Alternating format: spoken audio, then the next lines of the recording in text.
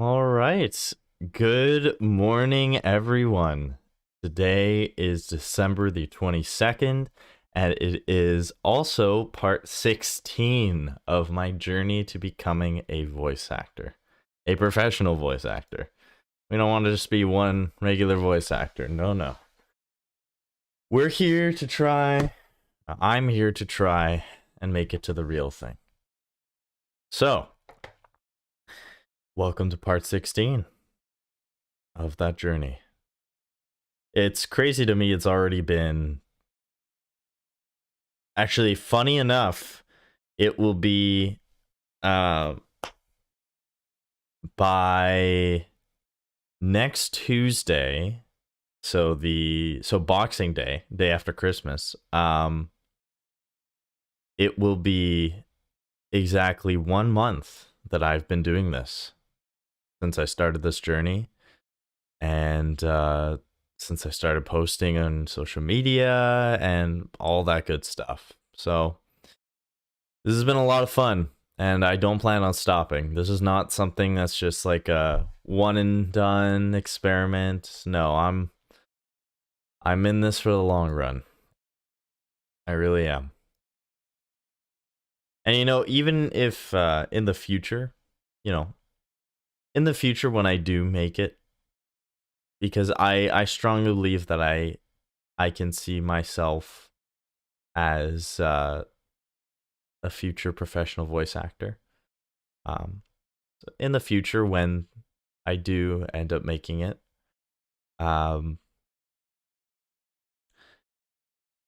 I'm still want to do these live streams because the thing is that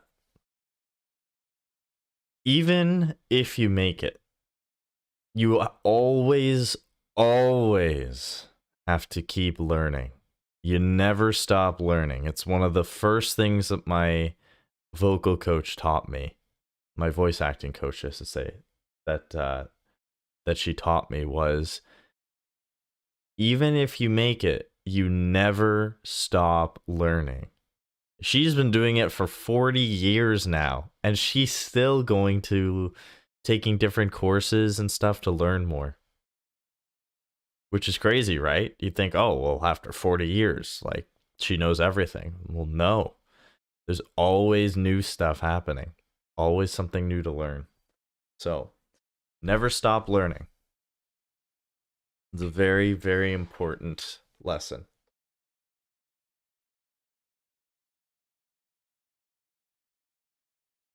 And that applies for anything, really, no matter what field you're in. Whether you want to be a doctor or therapist or an engineer or anything, you never stop learning. There's always something more to learn. You will never be at a point where you know absolutely everything.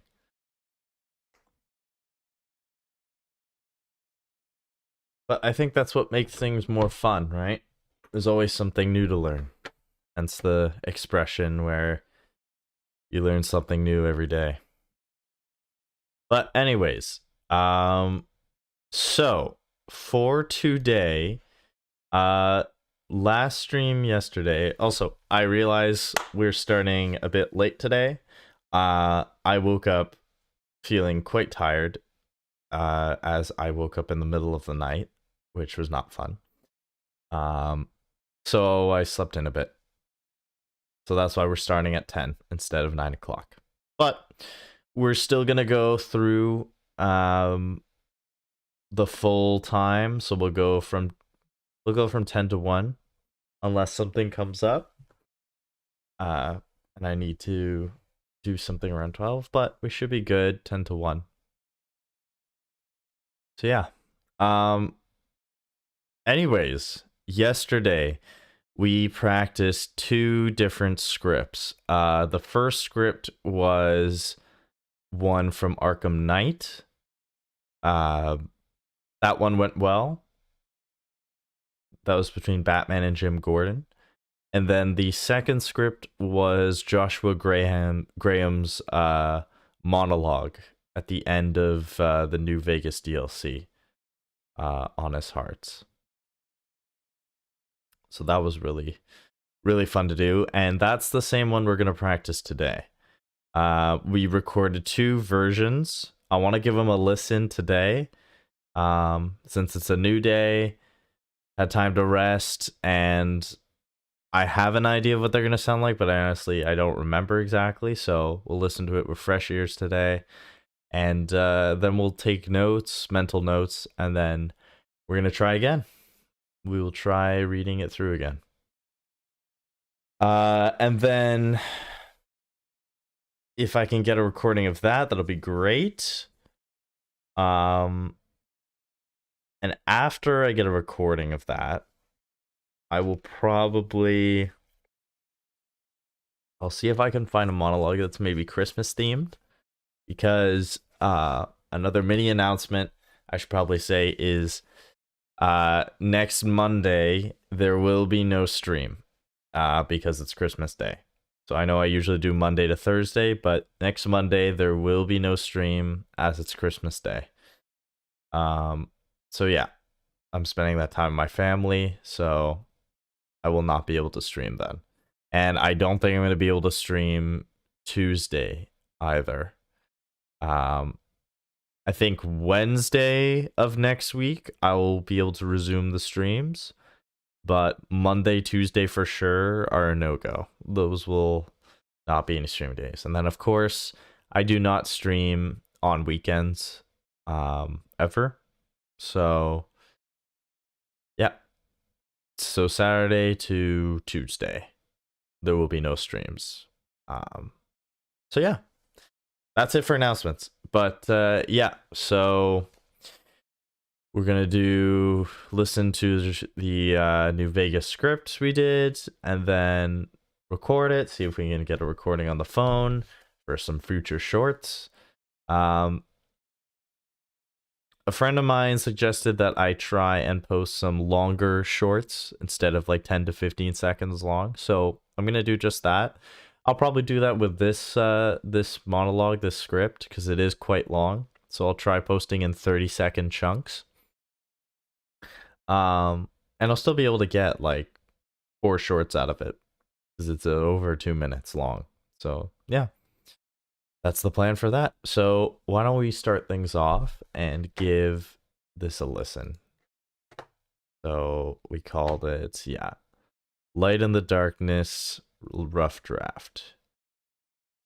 Here's the first one. There is much to be skeptical of in this world, so it no longer surprises me to learn how many people don't really believe in anything. What's the point? For many of us, the road is a difficult one, but the path is always there for us to follow, no matter how many times we may fall. The good news is that we can help you find your way back. Naturally, some days are harder than others. We all have doubts. The light of the mind alone cannot burn away all darkness. Think on it and look in your heart. It will be for the best. When the walls come tumbling down, when you lose everything you have, you always have family. The fire that had kept me alive was love, their love, God's love. Right. You are not so certain. Fair enough. We all go to periods of darkness. Of course, in a world filled with misery and uncertainty, it is a great comfort to know that in the end, there is light in the darkness. In such times we can turn to the Lord, but it's good to have friends, and the good Lord knows there's much to be done here. You're a good neighbor to us. Thank you. Until then, God be with you. So pretty good. There are a few things that I've noticed now, however. There's the point where, you know, he's laughing like, you're not certain. Fair enough, fair enough. There, it's like a little too long of a pause. And there's a few other areas that are like, it's not as good. So let's listen to the second version, version 2. There is much to be skeptical of in this world, so it no longer surprises me to learn how many people don't really believe in anything. What's the point? For many of us, the road is a difficult one, but the path is always there for us to follow, no matter how many times we may fall. The good news is that we can help you find your way back. Naturally, some days are harder than others. We all have doubts. The light of the mind alone cannot burn away all darkness. Think on it and look in your heart. It will be for the best. When the walls come tumbling down, when you lose everything you have, you always have family. The fire that had kept me alive was love. Their love. God's love. Right. You're not so certain. That's better. Fair enough. That is better. We all go to periods of darkness. Of course, in a world filled with misery and uncertainty, it is a great comfort to know that in the end, there is light in the darkness. In such times, we can turn to the Lord, but it's good to have friends. And the good Lord knows there's much to be done here. You're a good neighbor to us. Thank you. Until then, God be with you. So, the question is now that you might be wondering, okay, Steven, which one do you like more? And if I'm being honest, I kind of like it's hard. It's really hard because this take does things better. It does certain things better, but it does certain things worse. So it's like a very mixed review I have. No matter how many times we may... It's more conversational. That's how I can describe it. This take sounds more conversational, which it kind of needs to be. Because he's talking to the player. He's talking to you. So it makes more sense that it's conversational. That's what it has to be.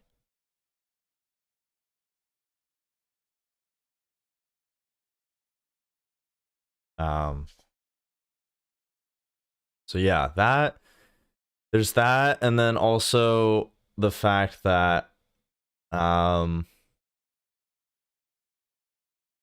certain lines that were said, like there's a great comfort to know that in the end there is light in the darkness.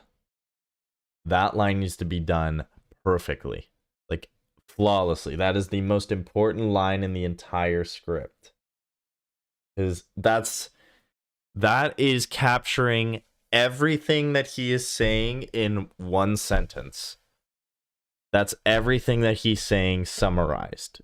So saying that line is like, it's like, no matter how many times you fall down, the road is always there for you to follow, and life sucks in all these ways, but in the end, it is a great comfort to know that there is light in the darkness. Oh. So he's basically saying, Joshua's character is saying, no matter what happens, no matter what shit you go through, there will always be light in the darkness. No matter how bad things get, there will always be the light.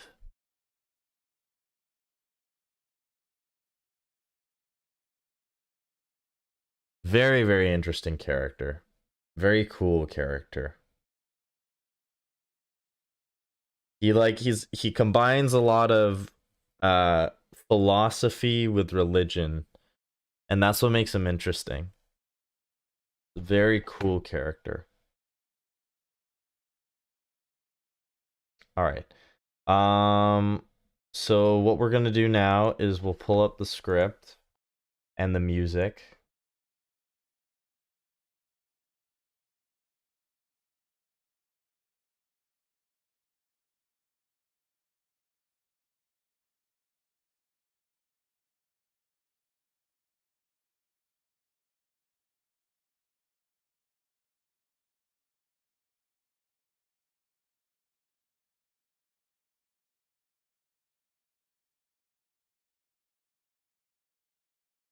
Hold on, I gotta see this.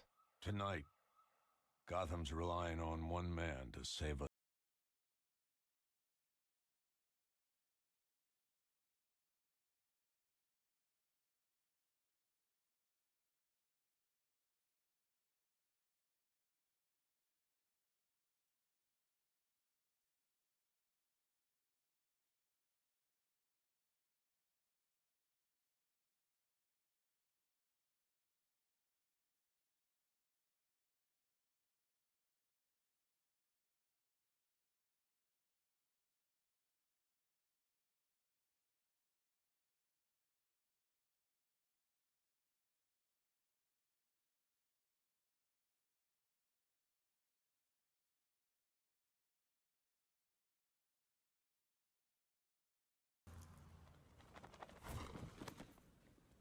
The city's doing. Evening. I need meeting. Very cool. Okay, but we're getting off topic.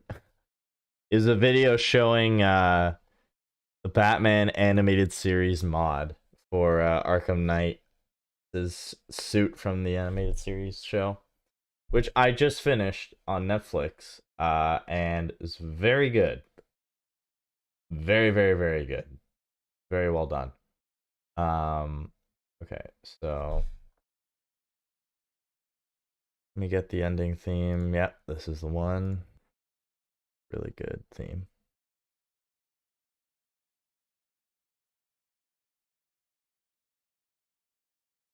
Okay, and then let's say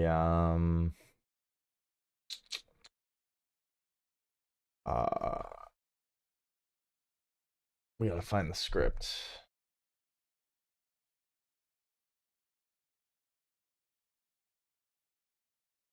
Let's see if I can find it.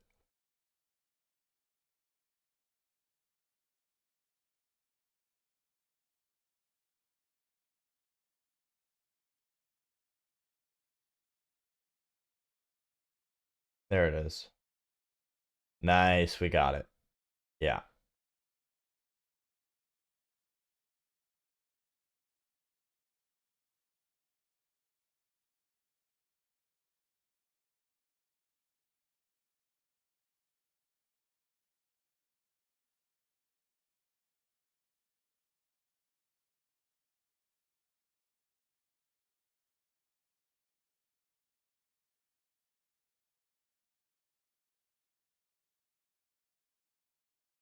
There's an even longer speech he does, but I guess it's a different ending.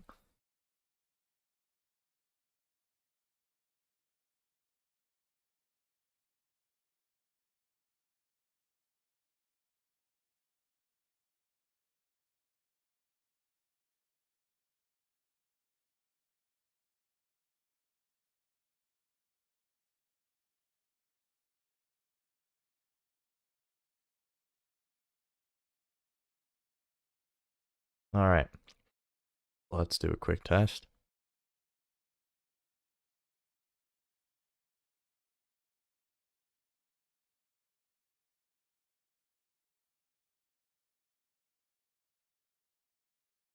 Testing, testing, 1, 2, 3, 1, 2, 3, testing.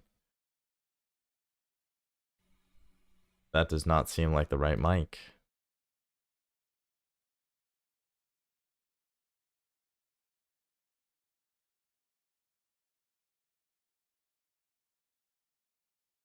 let's try that again.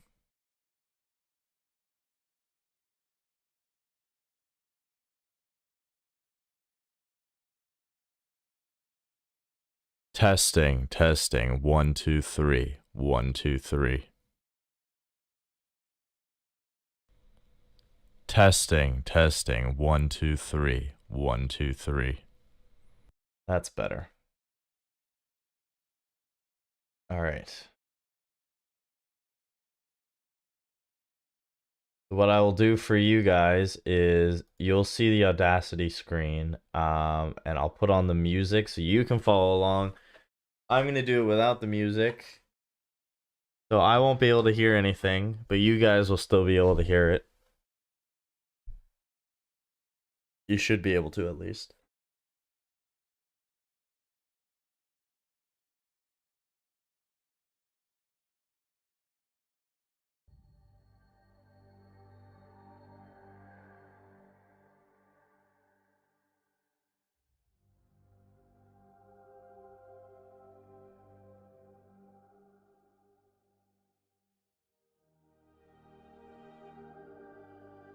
Yeah, okay. Good. You guys can hear. All right, here we go. And you know what? I guess I'll have the phone set up just in case, if for whatever reason this is like an amazing take out of the blue, which usually it's not. That's not how it usually works. But we'll see. We'll see. Never know. Let me set up the camera.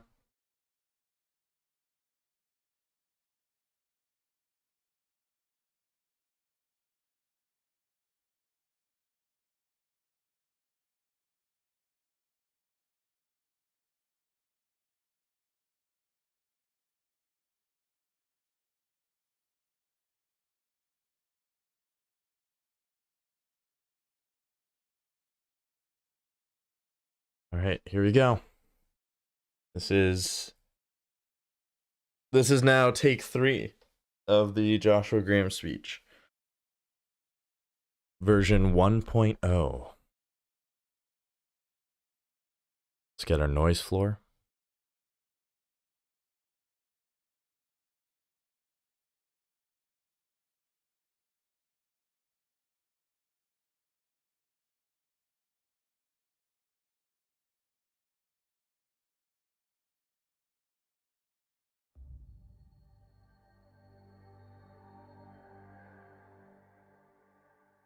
There is much to be skeptical of in this world, so it no longer surprises me to learn how many people don't really believe in anything.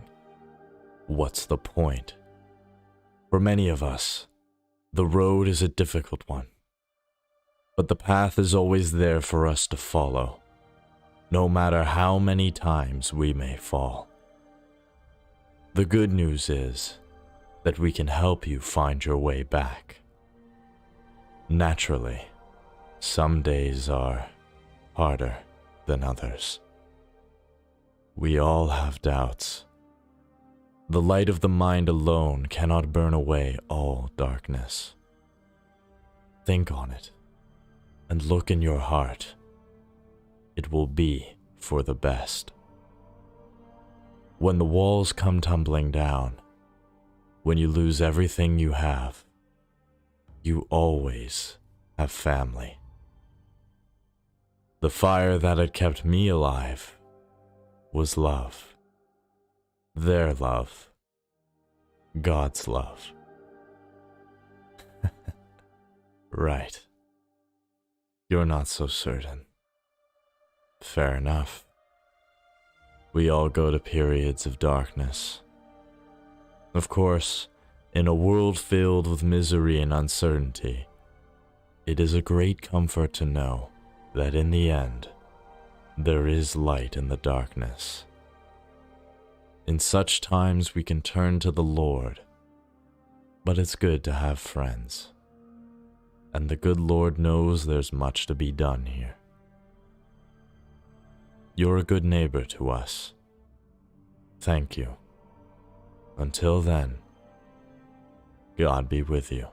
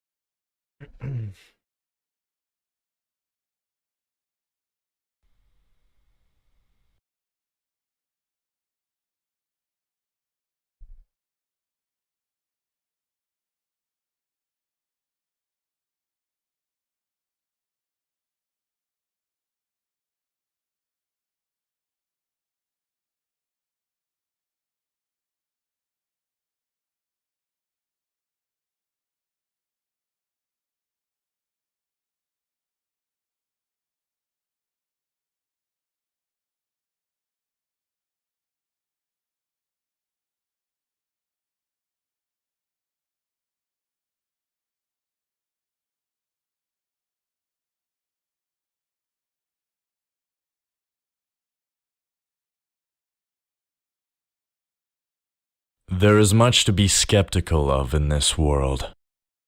There is much to be skeptical of in this world. In this world.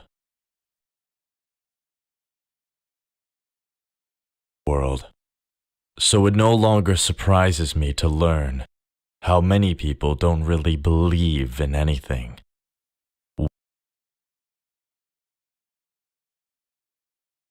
Believe in anything. In anything. What's the point? What's the point? For many of us, the road is a For many of us, the road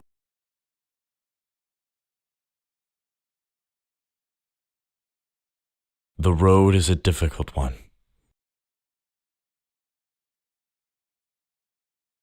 The road is a difficult one.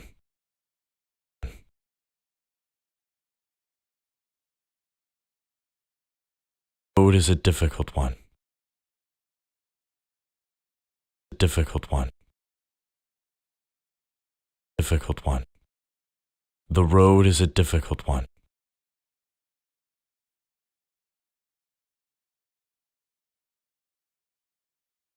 The road is a difficult one. The road is a difficult one. But the path is always there for us to follow.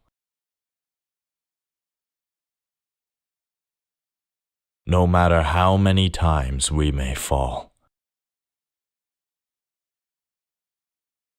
The good news is that we can help you find your way back.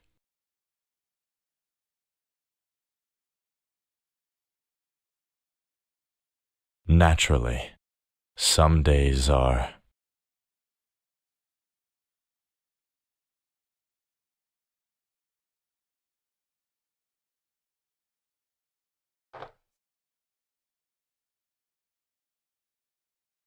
than others.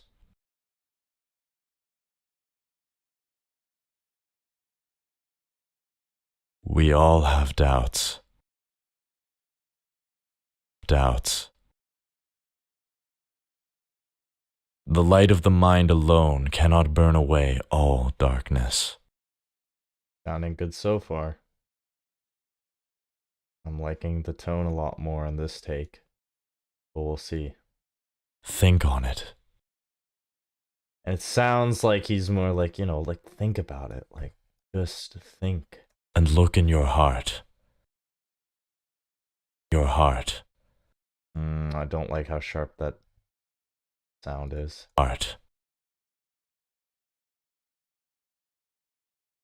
Heart. Your heart. Heart. Heart. In your heart. Your heart.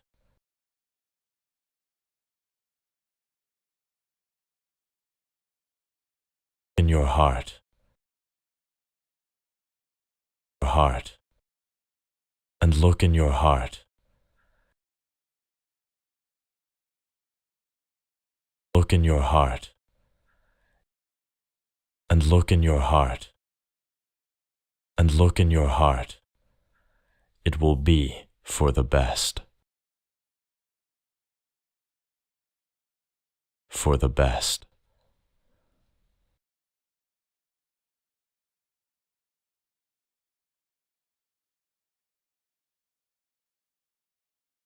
Best. Best.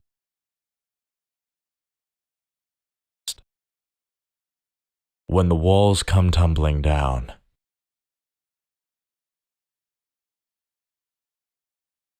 when the walls come tumbling down,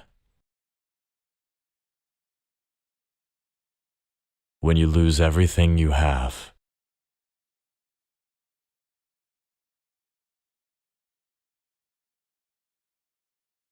when you lose everything you have, lose everything you have, you always have family.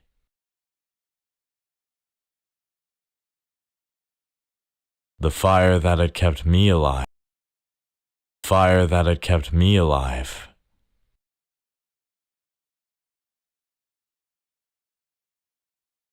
the fire that had kept me alive, was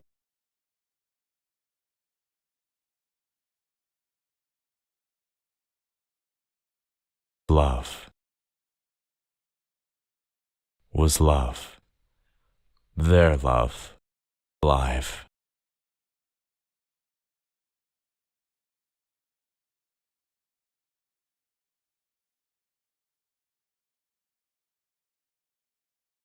Me alive was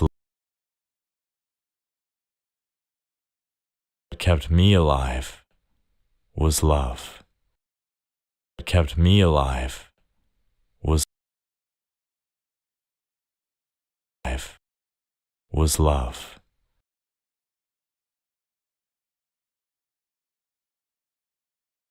Their love. Their love. Their love. Their love.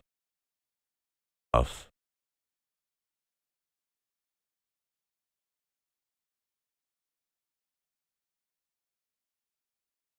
Their love.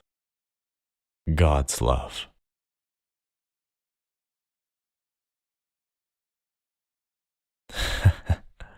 Right. Right.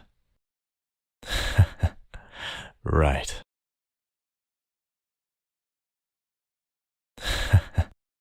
Right. Right. You're not so certain.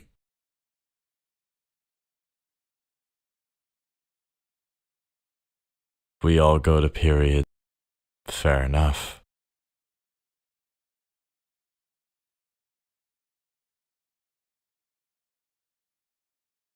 Fair enough.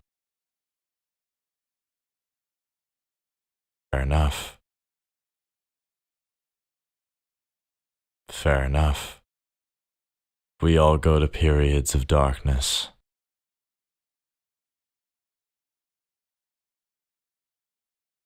Periods of darkness.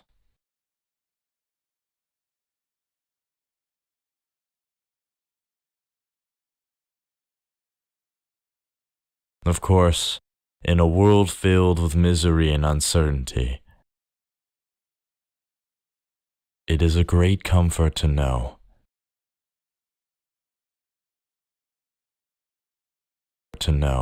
that in the end,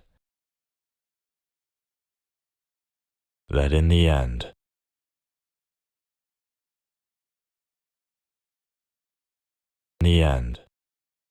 that in the end, that in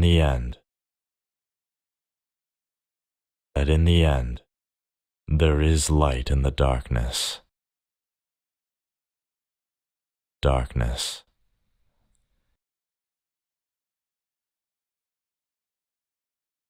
In such times we can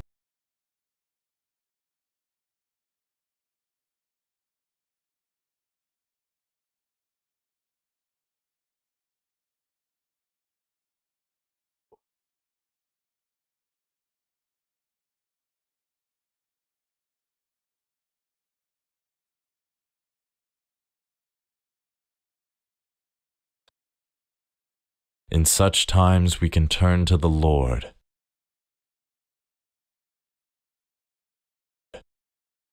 To the Lord. To the Lord. To the Lord. But it's good to have friends.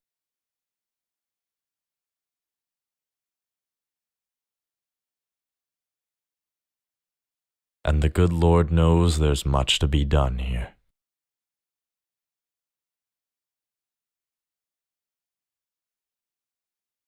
You're a good neighbor to us.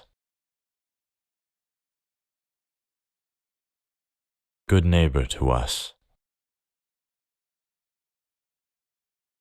Thank you.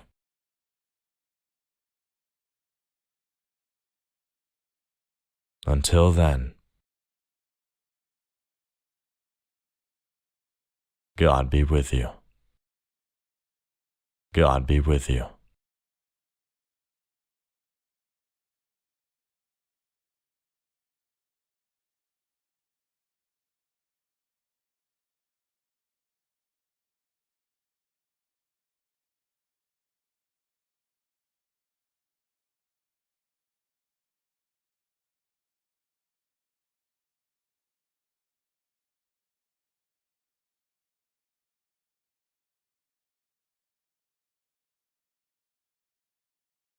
All right. Let's listen to this with the music now. See how it sounds.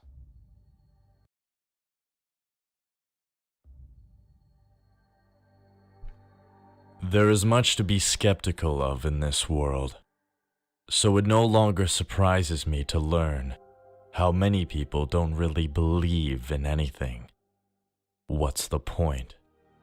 For many of us, the road is a difficult one, but the path is always there for us to follow, no matter how many times we may fall. The good news is that we...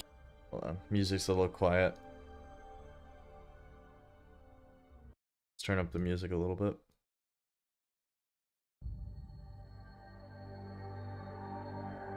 There is much to be skeptical of in this world, so it no longer surprises me to learn how many people don't really believe in anything.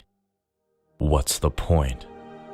For many of us, the road is a difficult one, but the path is always there for us to follow, no matter how many times we may fall. The good news is that we can help you find your way back. Naturally, some days are harder than others. We all have doubts. The light of the mind alone cannot burn away all darkness. Think on it and look in your heart. It will be for the best. When the walls come tumbling down, when you lose everything you have, you always have family. The fire that had kept me alive was love. Their love. God's love. Right. You're not so certain. Fair enough. We all go to periods of darkness.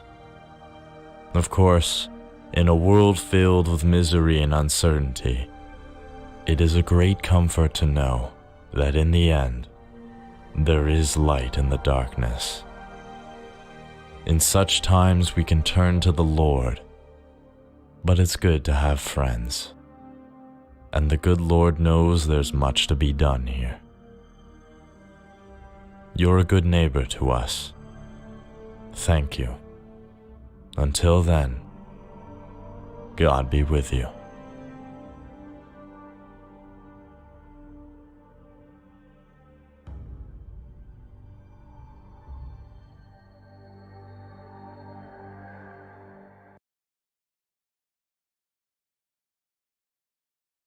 That's really fucking good. That is really fucking good. Man, I wish somebody was here to see that. I wish, but that's okay. Because we recorded it. We got that on the camera. Oh, I'm so glad I recorded that take. That is awesome. That sounds so good. It's like the exact tone I'm looking for, conversational, and there's like emotional bits to it, right? And I'm not copying. I'm not going for copying. Excuse me, Joshua's voice actor. Like this is exactly what I was going for. Now there are a few things I can maybe edit here. There is much to be skeptical. There is much to be skeptical. There is much to be skeptical of in this world. So it no longer surprises me to learn how many people don't really believe in anything. What's the point? For many of us, the road is a difficult one, but the path is always there for us to follow, no matter how many times we may fall. The good news is that we can help you find your way back. Naturally, some days are harder than others. We all have doubts. The light of the mind alone cannot burn away all darkness. Think on it and look in your heart. Uh-oh. See, this is why it's good to review. You hear that? Right here. Right fucking there. Silence that. You gotta silence the shit out of that stuff. And look in your heart.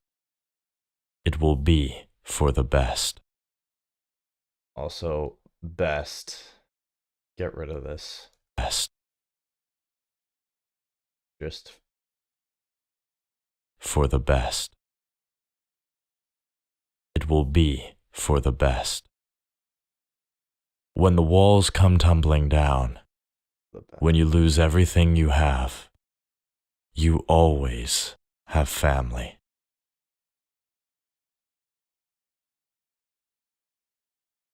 You always have family. The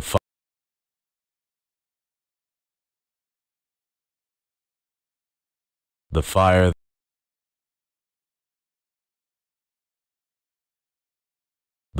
that had kept me alive. The fire that had kept me alive. The fire that had kept me alive was love. Was love. Their love. God's love. God's love. God's love. Right. You're not so certain. You're not so certain. You're not so certain. Fair enough. You're not so certain. You're not so certain. You're not so certain. Fair enough. We all go to periods of darkness.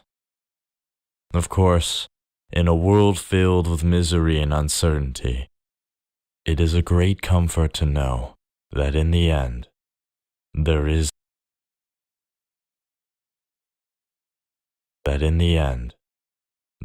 light in the darkness. There is light in the darkness. In such times, there is light in the darkness. In such times, we can turn to the Lord. But it's good to have friends.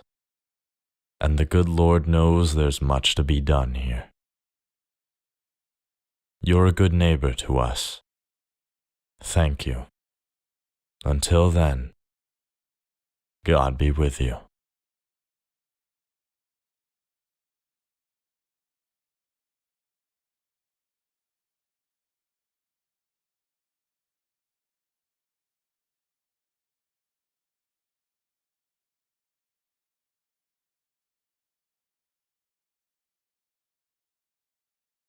All right, let's listen through that one more time.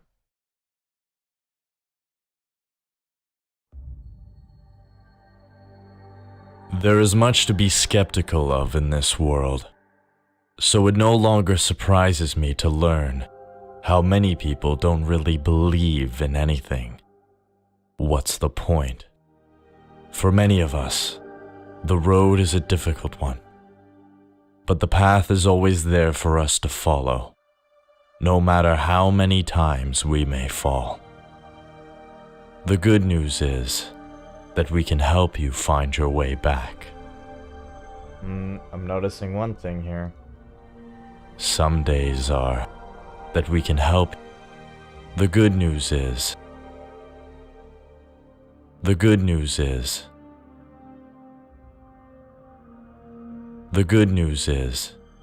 we can help you find your way back. Naturally, some days are harder. Some days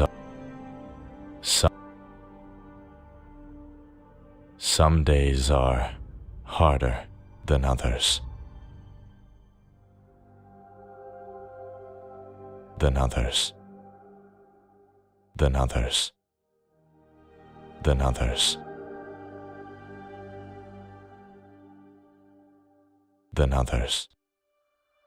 We all have doubts. We all have doubts. The light of the mind alone cannot burn away all darkness. We all have doubts. The light of the mind alone. We all have doubts. We all have doubts. We all have doubts. We all have doubts. We all have doubts. The light of the mind alone cannot burn away all darkness. Think on it and look in your heart.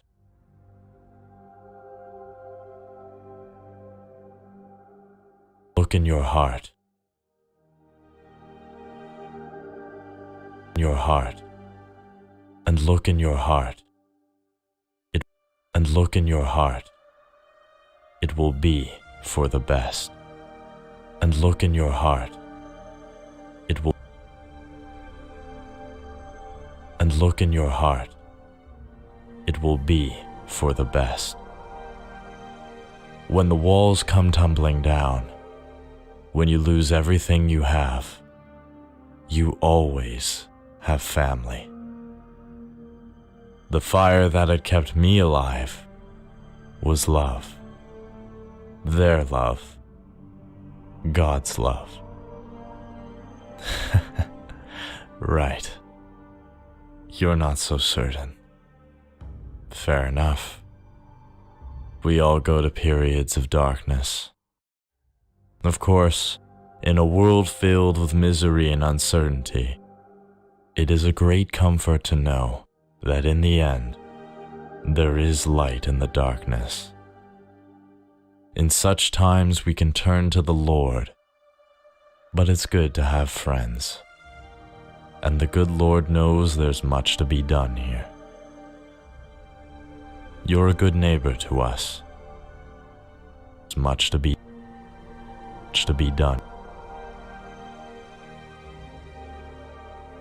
The Lord knows there's much to be done here.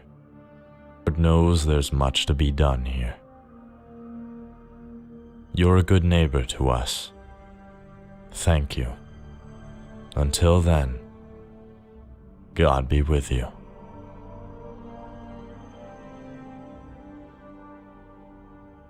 All right, let's listen through one more time to make sure. There is much to be skeptical of in this world, so it no longer surprises me to learn how many people don't really believe in anything. What's the point? For many of us, the road is a difficult one, but the path is always there for us to follow, no matter how many times we may fall. The good news is that we can help you find your way back. Naturally, some days are harder than others. We all have doubts. The light of the mind alone cannot burn away all darkness. Think on it and look in your heart. It will be for the best. When the walls come tumbling down, when you lose everything you have, you always have family. The fire that had kept me alive was love. Their love. God's love. Right. You're not so certain. Fair enough. We all go to periods of darkness. Of course, in a world filled with misery and uncertainty, it is a great comfort to know that in the end, there is light in the darkness.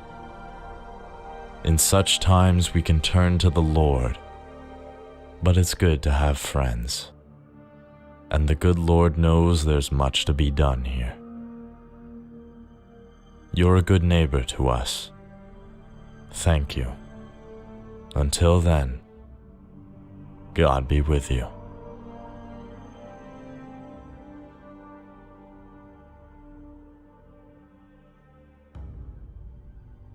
I think we got it. I think we've got it.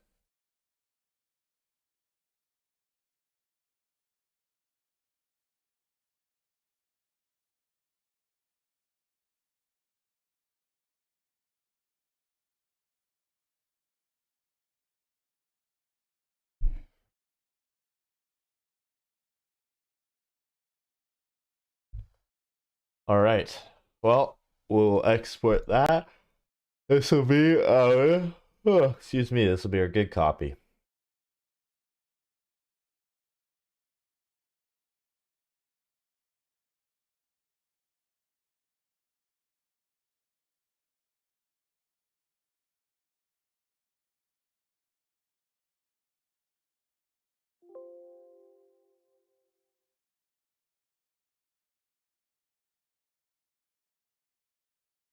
There is much to be skeptical of in this world, so it no longer surprises me to learn how many people don't really believe in anything. What's the point? For many of us, the road is a difficult one, but the path is always there for us to follow, no matter how many times we may fall. The good news is that we can help you find your way back. Naturally, some days are harder than others. We all have doubts. The light of the mind alone cannot burn away all darkness. Think on it and look in your heart. It will be for the best. When the walls come tumbling down, when you lose everything you have, you always have family. God's love. Darkness. Of course, You're not so certain. Fair enough. It is a great comfort to know that in the end, there is light in the darkness. In such times, we can turn to the Lord, but it's good to have friends. And the good Lord knows there's much to be done here. You're a good neighbor to us. Thank you. Until then, God be with you.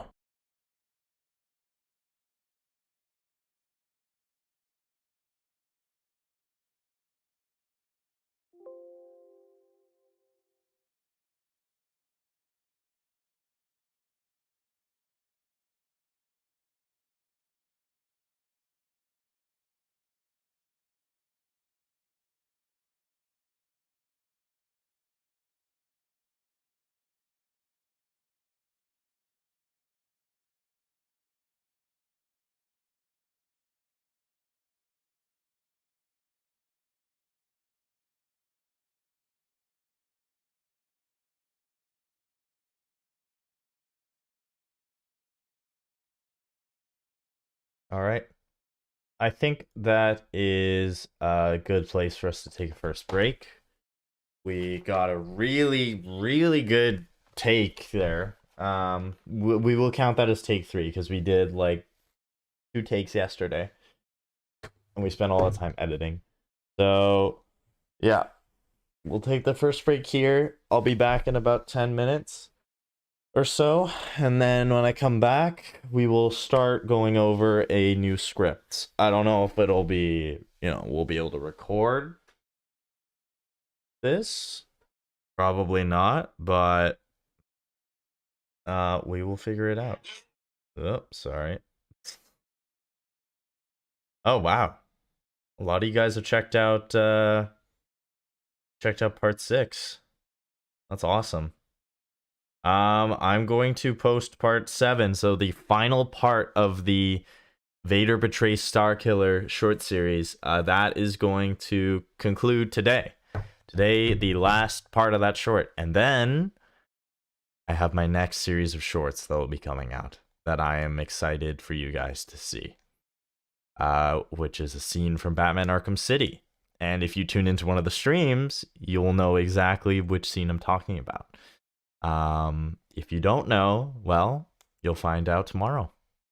So, I will go ahead and take my break and see you guys in a bit.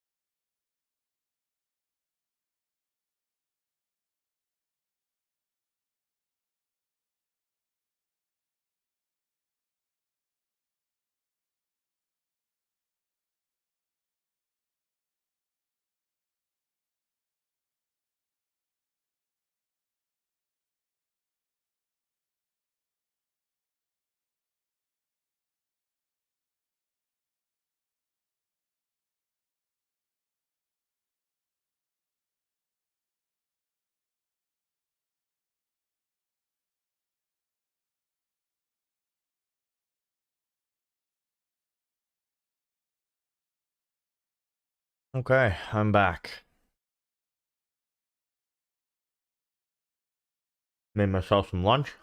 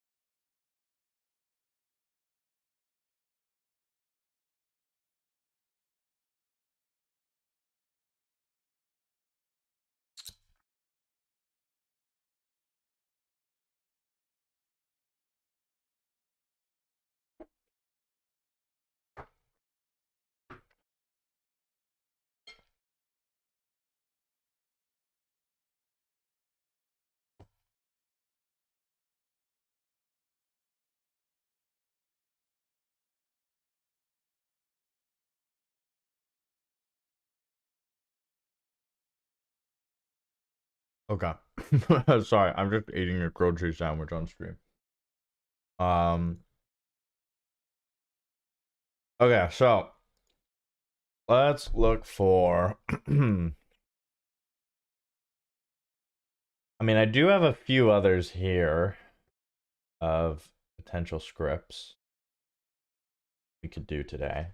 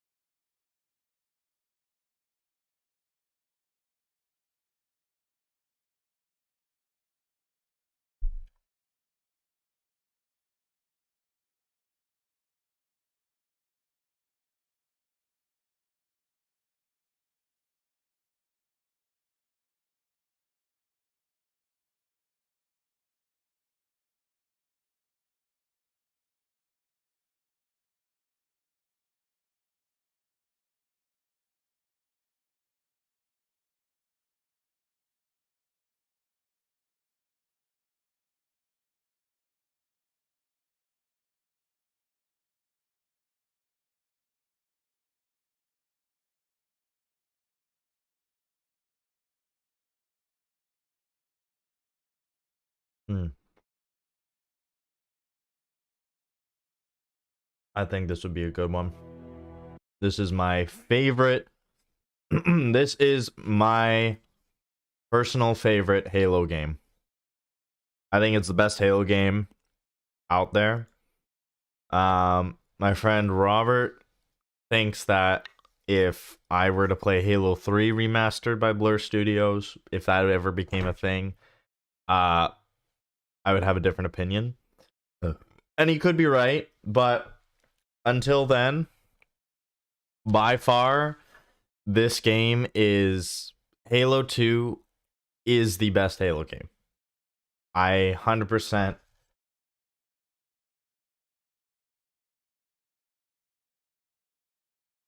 is my favorite Halo game. 100%. I will say my list of the games I played, because I played 2, 3, most of ODST. I played Reach. I played Infinite. 4, I think I played a long time ago, but I don't really remember what happens in 4. But I heard it's not that as good, not that great.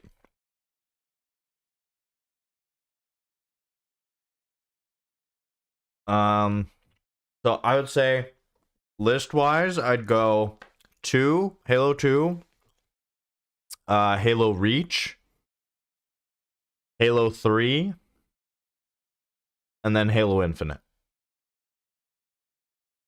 That would be my list. That's not to say Infinite's campaign was bad. Like, I was actually genuinely surprised. I thought it was going to be crap, to be perfectly honest, but no, it was actually really cool. It was good. It was a good campaign. It was solid. It was interesting. The antagonist being Atriox and all that.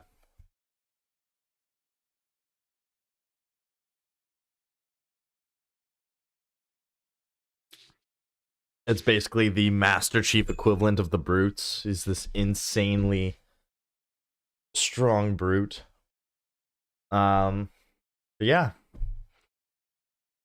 Da, da, da, da, da, da, da, da, da. I'm just thinking. Do I go till 1 or do I go till 12?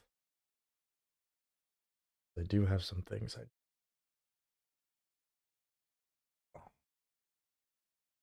You know what? I might just go till 12 today. The only reason being is because I have a bunch of stuff I have to do today and I need time to get those things done. So, yeah, we're going to go till 12. So, what I'm going to do, we did get through that script.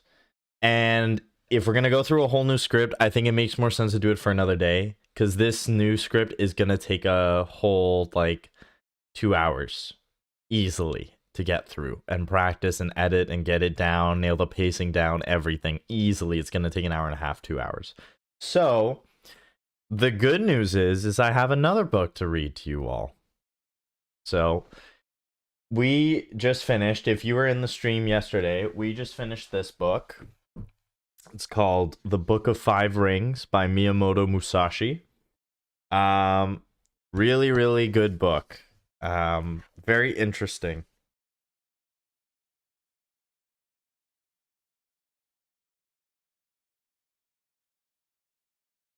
Very interesting book on tactics.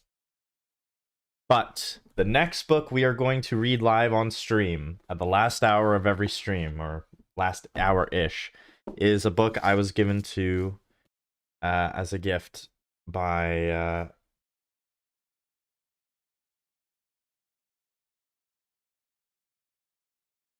my brother. The book called Mastery. And what this book is about, this is about going basically step by step of how to become a master at anything. And it uses examples of people who've become masters in their field. It uses examples from, hundreds and hundreds of years ago and from modern day. So, I think I'm still on. What part am I on here? Yeah, I'm on part 2. So this is the apprenticeship phase. So I'll read you the beginning of this. Submit to reality, the ideal apprenticeship. After your formal education, you enter the most critical phase in your life, a second practical education known as the apprenticeship. Every time you change careers or acquire new skills, you re-enter this phase of life. The dangers are many. If you are not careful, you will succumb to insecurities, become embroiled in emotional issues and conflicts that will dominate your thoughts. You will develop fears and learning disabilities that you will carry with you throughout your life. Before it is too late, you must learn the lessons and follow the path established by the greatest masters, past and present, a kind of ideal apprenticeship that transcends all fields. In the process, you will master the necessary skills, discipline your mind, and transform yourself into an independent thinker, prepared for the creative challenges on the way to mastery. So yeah, in this chapter, there's stuff on like Charles Darwin, and then a bunch of other examples.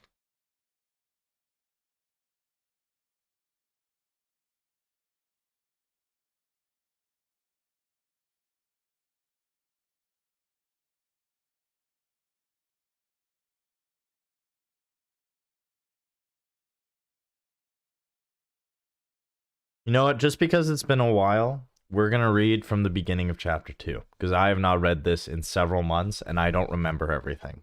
So I'm going to reread it. So I'm going to put on the nice fireplace and I'm going to read to you all. So again, sit back and relax and enjoy as I read to you all.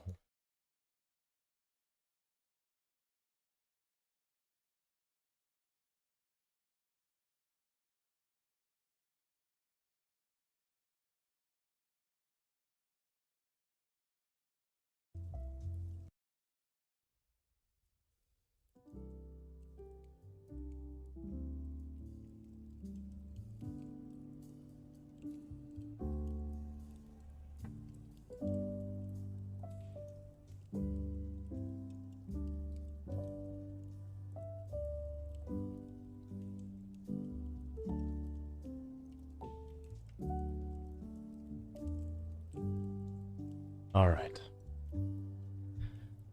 Let us begin with the second chapter. And this is where I'm at, funny enough. Because I have already gone through my education. I've graduated last summer. So I am in this phase right now, currently. So let's read about it, shall we? And this is, again, the book is called Mastery by Robert Greene, who is also the author of a book called The 48 Laws of Power. Here we go. This is part 2, chapter 2. Submit to reality. The ideal apprenticeship.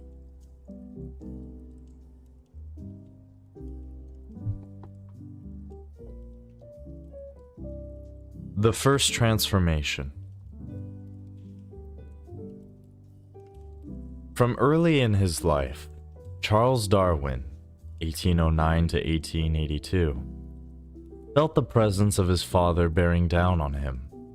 The father was a successful and wealthy country doctor who had high hopes for his 2 sons, but Charles, the youngest, seemed to be the one who was less likely to meet his expectations.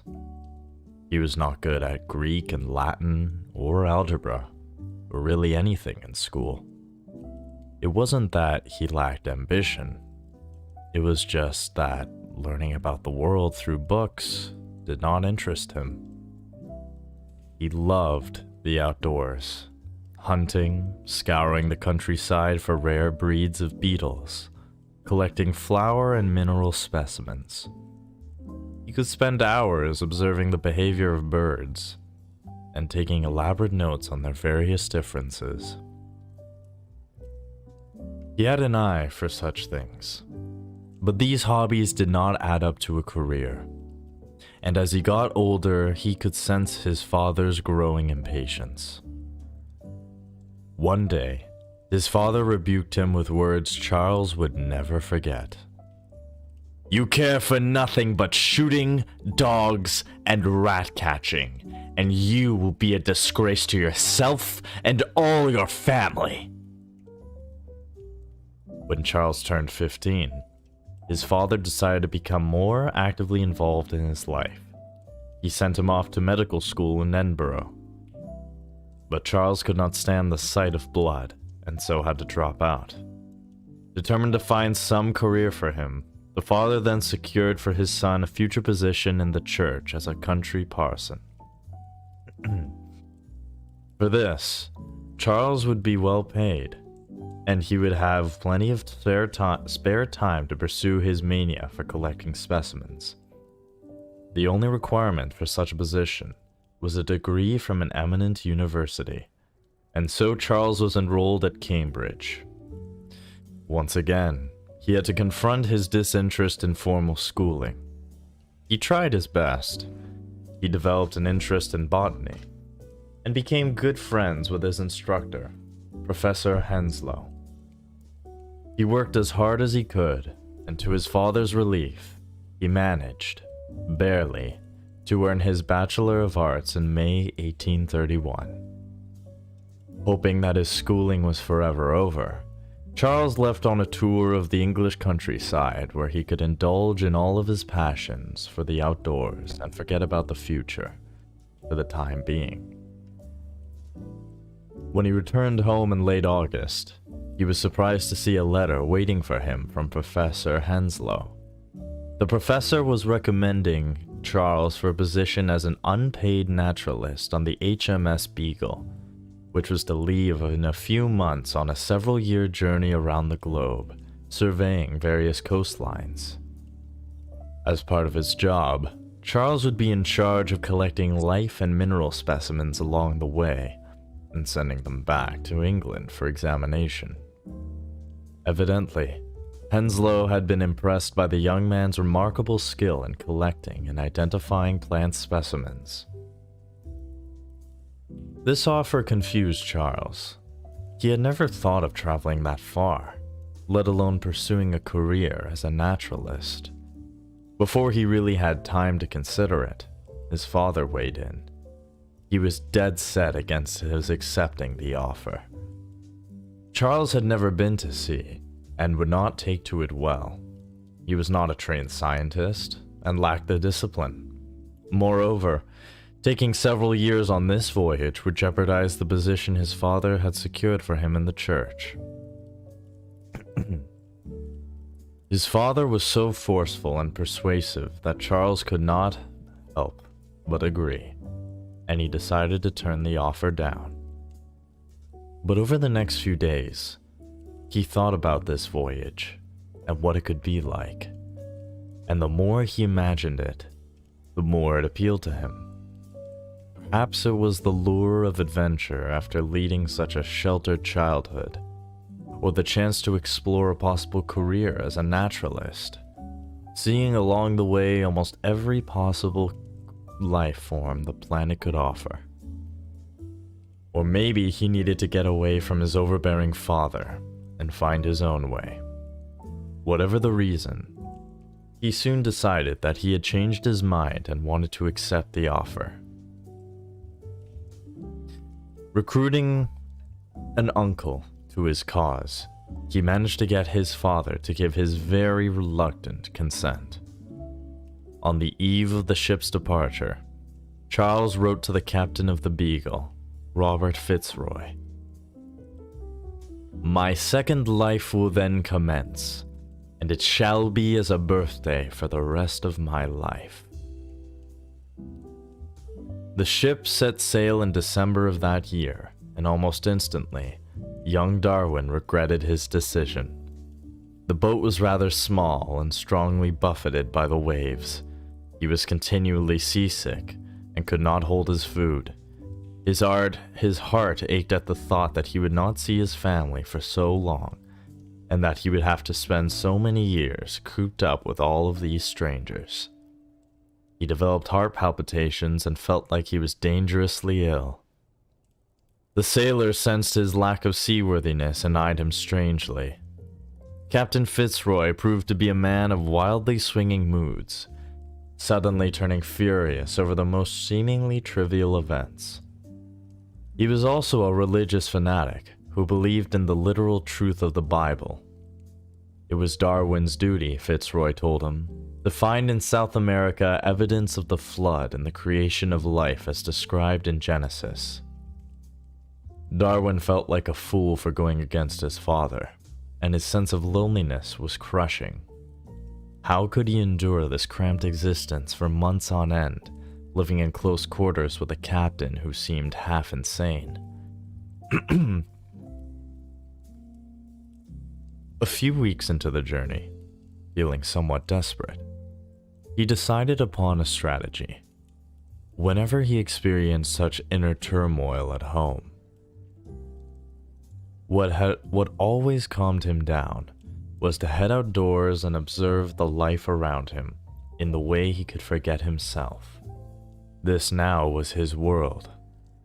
He would observe life on board this ship, the characters of the various sailors and the captain himself.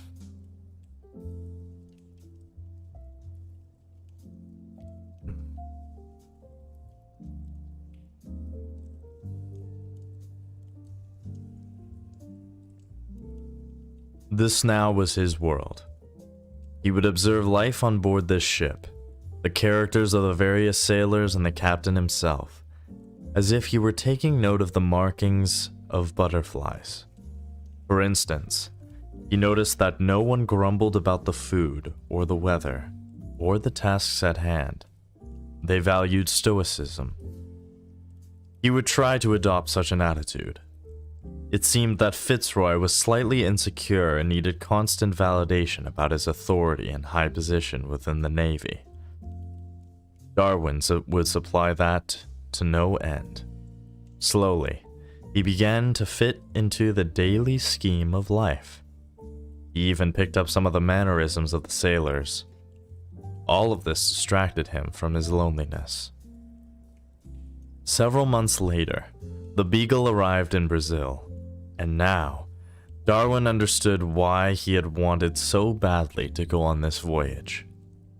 He was completely mesmerized by the intense variety of the vegetation and wildlife.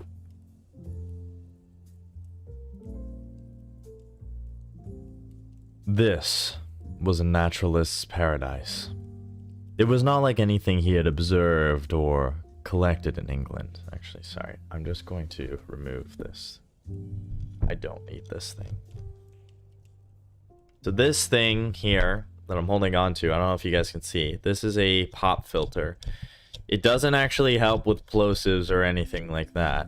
All it is a spit guard. It's specifically for catching your spit.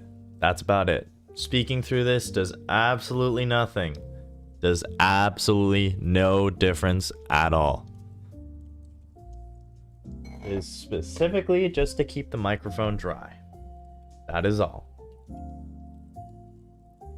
Now I can actually move this around here.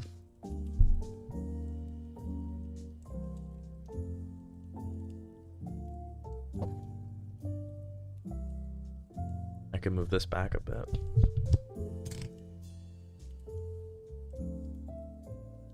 There we go. Now I can actually read this properly. Lower this down a little bit.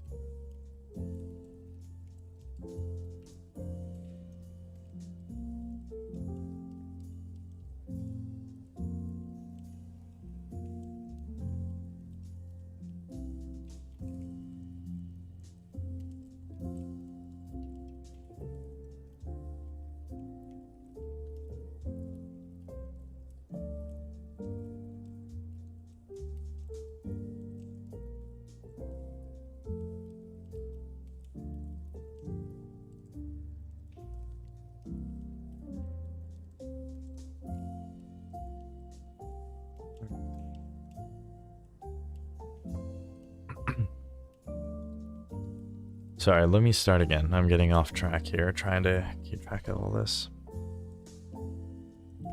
Several months later, the Beagle arrived in Brazil, and now Darwin understood why he had wanted so badly to go on this voyage. He was completely mesmerized by the intense variety of the vegetation and wildlife. This was a naturalist's paradise. It was not like anything he had observed or collected in England.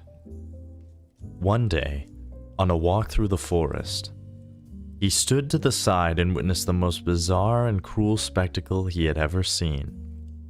A march of tiny black ants, their columns over 100 yards long, devouring every living thing in their path. Everywhere he turned, he saw some example of the fierce struggle for survival in forests with overabundant life.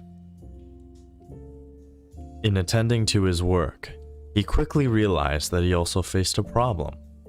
All of the birds, the butterflies, the crabs, and the spiders he caught were so unusual. Part of his job was to choose judiciously what to send back. But how could he possibly distinguish what was worth collecting? He would have to expand his knowledge. Not only would he have to spend endless hours studying everything in his sight on his walks and take copious notes, but he would have to find a way to organize all of this information, catalog all of these specimens, bring some order to his observations. It would be a Herculean task, but unlike schoolwork, it excited him. These were living creatures, not vague notions in books. As the ship headed south along the coast, Darwin realized that there were interior parts of South America that no naturalist had yet explored. Determined to see every form of life that he could possibly find, he began a series of treks into the pampas of Argentina, accompanied only by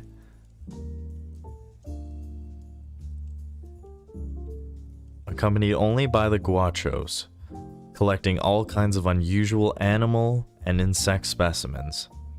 Adopting the same strategy as on the ship, he observed the Guachos and their ways, fitting into their culture as if one of them. On these and other jaunts, he would brave marauding Indians, poisonous insects, and jaguars lurking in the forests. Without thinking of it, he had developed a taste for adventure.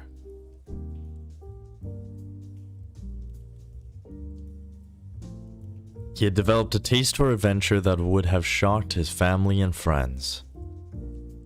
A year into the voyage, on a beach some 400 miles south of Buenos Aires, Darwin discovered something that would set his mind to thinking for many years to come. He came upon a cliff with streaks of white amid the rock. Seeing that they were enormous bones of some sort, he began to chip away at the rock, extracting as many of these remains as possible. They were of a size and kind he had never seen before. The horns and armor of what seemed to be a giant armadillo, the huge teeth of a mastodon, and then, most surprisingly, the tooth of a horse. When the Spaniards and Portuguese had first arrived in South America, there were no horses to be found, and yet, this tooth was quite old and predated their arrival. He began to wonder if such species had died off long ago. The idea of all of life being created at once and for good seemed illogical. More important, how could so many species become extinct? Could life on the planet be in a state of constant flux and development? Months later, he was trekking through the high Andes, looking for rare geological specimens to send back. At an elevation of about 12,000 feet, he discovered some fossilized seashells and deposits of marine rocks, a rather surprising find at such an altitude. As he examined them and the surrounding flora, he speculated that these mountains had once stood in the Atlantic Ocean. A series of volcanoes, thousands of years ago, must have raised them higher and higher. Instead of relics to support the stories in the Bible, he was finding evidence for something shockingly different. As the journey progressed, Darwin noted some obvious changes in himself. Excuse me. He used to find almost any kind of work boring, but now he could labor all hours of the day. With so much to explore and learn, he hated wasting a single minute of the voyage. He had cultivated an incredible eye for the flora and fauna of South America. He could identify local birds by their songs, the marking on their eggs, their manner of taking flight. All of this information he could catalog and organize in an efficient manner. More important, his whole way of thinking had changed. He would observe something, read and write about it, and then develop a theory after even more observation. The theories and observations feeding off one another, full of details about so many facets of the world he was exploring. Ideas were sprouting up out of nowhere. In September 1835, the Beagle left the Pacific coast of South America and headed west for the journey home. Their first stop along the way was a series of virtually unoccupied islands known as the Galapagos. The islands were famous for their wildlife, but nothing could prepare Darwin for what he would find there. Captain Fitzroy gave him 1 week to explore one of the islands, and then they would be on their way. From the moment he stepped on the island, Darwin realized something was different. This small speck of land was crammed with life that was not like anywhere else. Thousands of black marine iguanas swarming around him on the beach and in the shallow water. 500-pound tortoises lumbering about the shore. Seals, penguins, and flightless cormorants, all cold water creatures inhabiting a tropical island. By the end of the week, he had counted 26 unique species of land birds on this one island alone. His jars began to fill up with the most bizarre plants, snakes, lizards, fish, and insects. Back on board the Beagle, he began to catalog and categorize the remarkable number of specimens he had collected. He was struck by the fact that almost all of them represented completely new species. He then made an even more remarkable discovery. The species differed from island to island, even though they were only some 50 miles apart. The tortoise shells had different markings, and the flinches had developed different types of beaks, each designed for a specific kind of food on their particular island. Suddenly, as if the 4 years of this voyage and all of his observations had distilled him in a deeper way of thinking, a radical theory took shape in his mind. These islands, he speculated, had first been pushed up out of the water by volcanic eruptions, much like the Andes. In the beginning, there was no life to be found on them. Slowly, birds visited and deposited seeds. Various animals arrived by sea, lizards or insects floating on logs.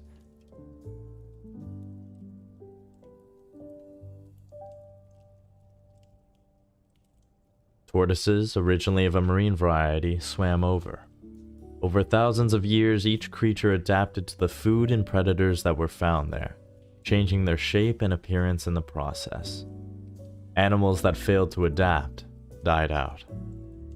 Like the fossils of those giant creatures, Darwin had unearthed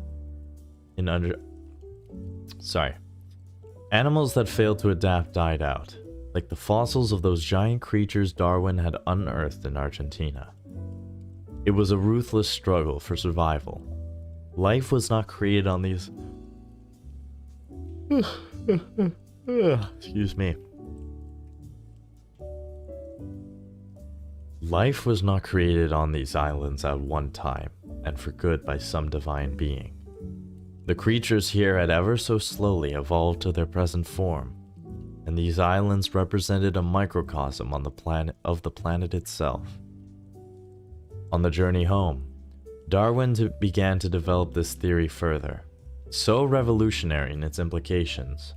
To prove this theory would now be his life's work.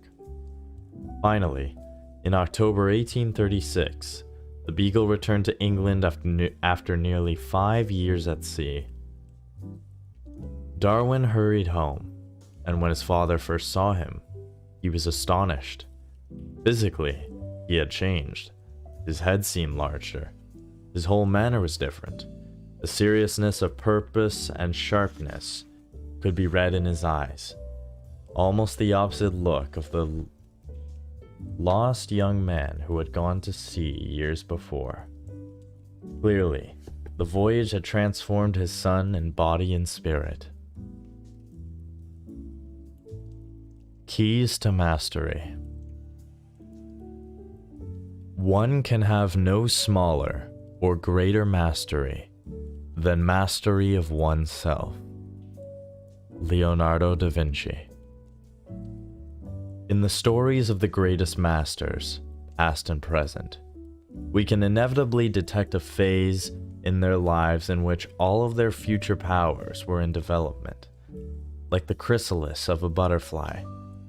This part of their lives, a largely self-directed apprenticeship that lasts some 5 to 10 years, receives little attention because it does not contain stories of great achievement or discovery. Often, in their apprenticeship phase, these types are not yet much different from anyone else. Under the surface, however, their minds are transforming in ways we cannot see, but contain all of the seeds of their future success. Much of how such masters navigate this phase comes from an intuitive grasp of what is most important and essential for their development. But in studying what they did right, we can learn some invaluable lessons for ourselves.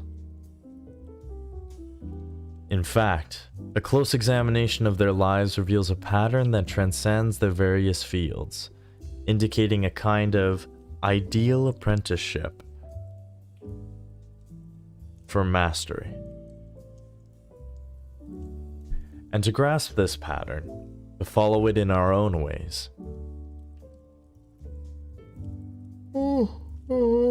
Should get a yawn counter. Oh my god, I'm sorry. To grasp this pattern, to follow it in our own ways, we must understand something about the very idea and necessity for passing through an apprenticeship. In childhood, we are inculcated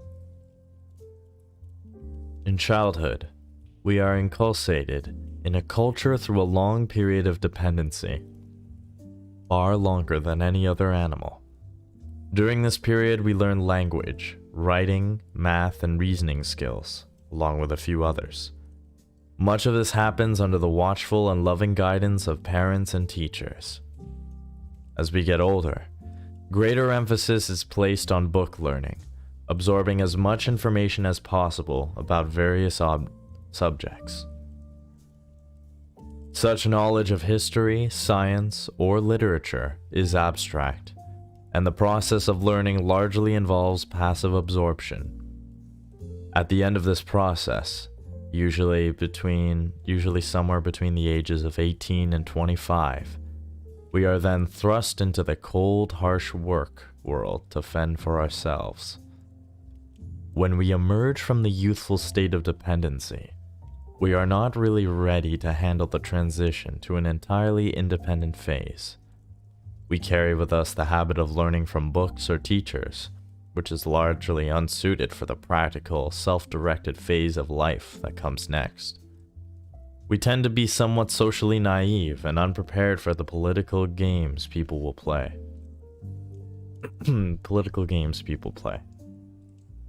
Still uncertain as to our identity, we think that what matters in the work world is gaining attention and making friends. And these misconceptions and naivete are brutally exposed in the light of the real world. If we adjust over time, we might eventually find our way. But if we make too many mistakes, we create endless problems for ourselves. We spend too much time entangled in emotional issues. We never quite have enough detachment to reflect and learn from our experiences. The apprenticeship, by its very nature, must be conducted by each individual in his or her own way. To follow precisely the lead of others or advice from a book is self-defeating. This is the phase in life in which we finally declare our independence and establish who we are. But for the second education in our lives, so critical to our future success, there are some powerful and essential lessons that we all can benefit from, that can guide us away from common mistakes and save us valuable time. These lessons transcend all field and historical periods because they are connected to something essential about human psychology and how the brain itself functions. They can be distilled into one overarching principle for the apprenticeship phase, and a process that loosely follows 3 steps. The principle is simple and must be engraved deeply in your mind. The goal of an apprenticeship is not money, a good position, a title, or a diploma, but rather the transformation of your mind and character. The first transformation on the way to mastery. You enter a career as an outsider. You are naive and full of misconceptions about this new world. Your head is full of dreams and fantasies about the future. Your knowledge of the world is subjective, based on emotions, insecurities, and limited experience. Slowly, you will ground yourself in reality, in the objective world represented by the knowledge and skills that make people successful in it. You will learn how to work with others and handle criticism. In the process, you will transform yourself from someone who is impatient and scattered into someone who is disciplined, into someone who is disciplined and focused, with a mind that can handle complexity. In the end, you will master yourself and all your weaknesses. All of your weaknesses. This has a simple consequence. You must choose places of work and positions that offer the greatest possibilities for learning. Practical knowledge is the ultimate commodity, and is what will pay you dividends for decades to come, far more than the paltry increase in pay you might receive at some seemingly lucrative position that offers fewer learning opportunities. This means that you move toward challenges that will toughen and improve you, where you will get the most objective feedback on your performance and progress. You do not choose apprenticeships that seem easy and comfortable. In this sense, you must see yourself as following in the footsteps of Charles Darwin. You are finally on your own, on a voyage in which you will craft your own future. It is the time of youth and adventure, of exploring the world with an open mind and spirit. In fact, whenever you must learn a new skill or alter your career path later in life, you reconnect with that youthful, adventurous part of yourself. Darwin could have played it safe, collecting what was necessary, and spending more time on board studying instead of actively exploring. In that case, he would not have become an illustrious scientist, but just another collector. He constantly looked for challenges, pushing himself past his comfort zone. He used danger and difficulties as a way to measure his progress. You must adopt such a spirit and see your apprenticeship as a kind of journey in which you will transform yourself, rather than as a drab indoctrination into the work world. And I think that is a good place for us to stop for today.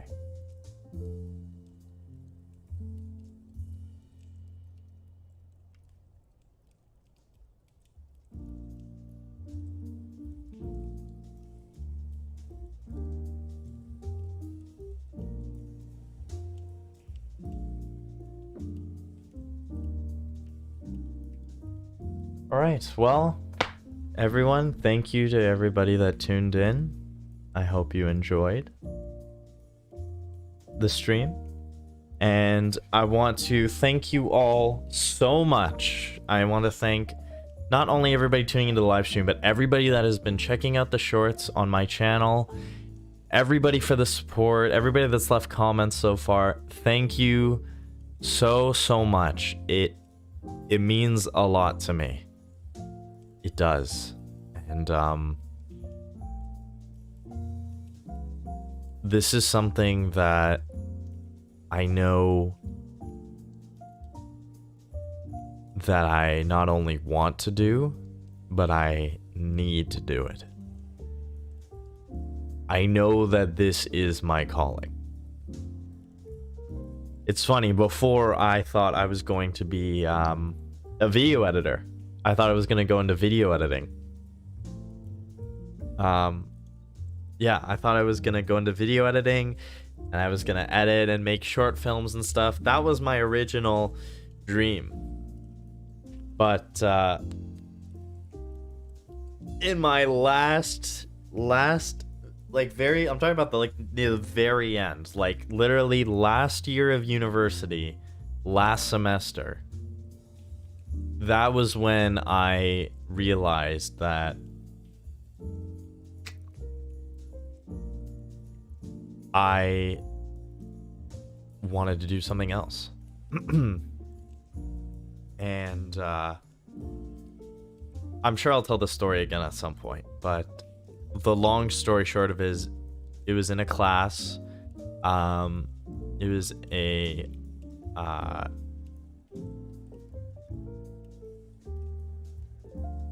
I forget the exact name of it, but it was an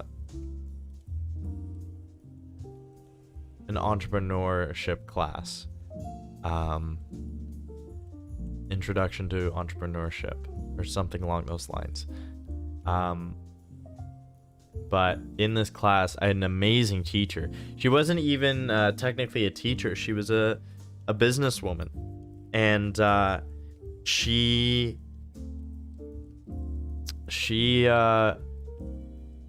was a huge inspiration for me.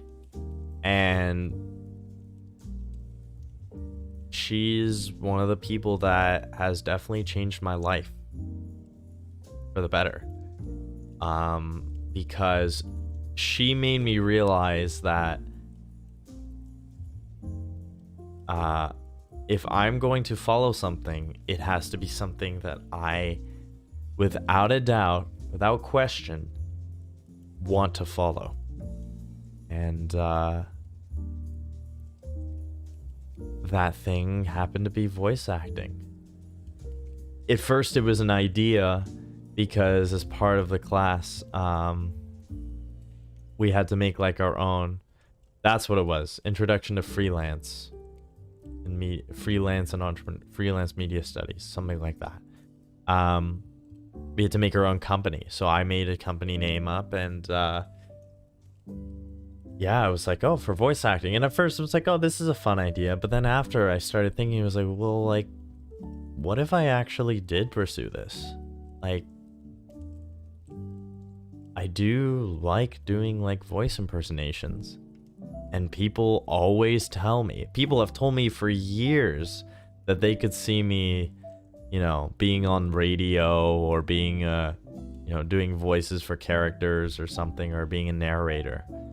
You know, because of impersonations I would do. But, you know, I always just laugh at it. But I look back, I'm like, no, you know what? Like, maybe they were right. And, I mean, here we are now. So, I just want to say thank you to everybody that's tuned in. Thank you for the support. We have reached over 25,000 views on the channel, which is insane. That blows my mind. Over 25,000 views on the channel, which is crazy to me. It's absolutely crazy.